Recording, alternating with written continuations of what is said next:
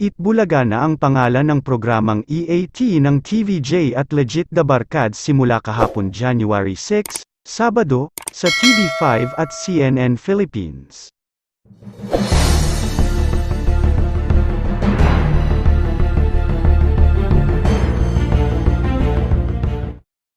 Isa lang ang pwedeng tawaging Itbulaga, at iyon ang Itbulaga dito sa TV5, sabi ni Vic Soto. Ang dating Itbulaga naman ng GMA7 ay ginawa ng tahanang pinakamasaya. Nagbigay naman ng reaksyon si Ice Segura tungkol sa balitang ito.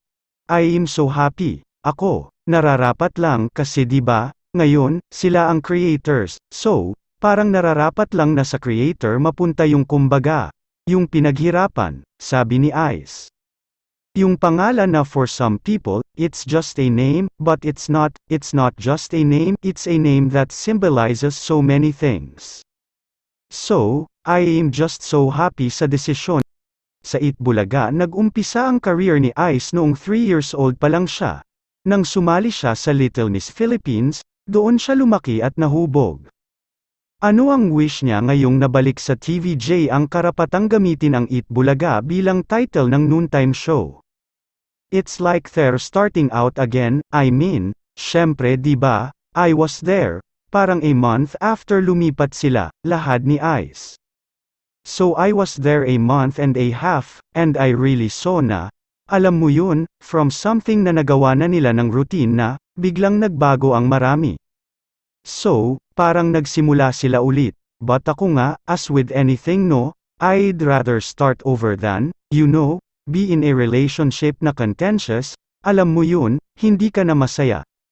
So ako, with this new beginning, especially now that they have the name back finally, I wish better things and I know that hereon, mas lalo pa silang magpupursige para mas magpasaya, mas mapaganda pa yung programa.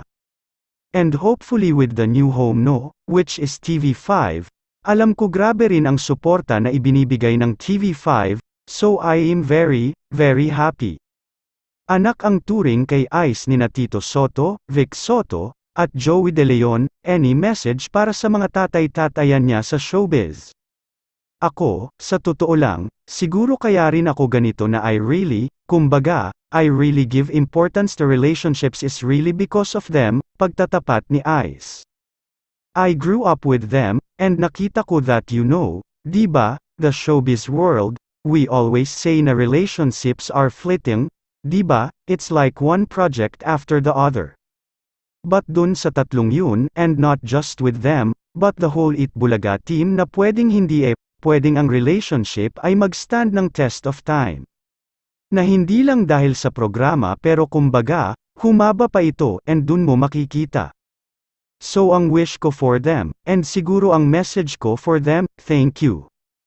Thank you because hindi nyo lang binigyan ng halaga yung talentong nakita nyo sa akin na bago ko pa nakita na meron ako.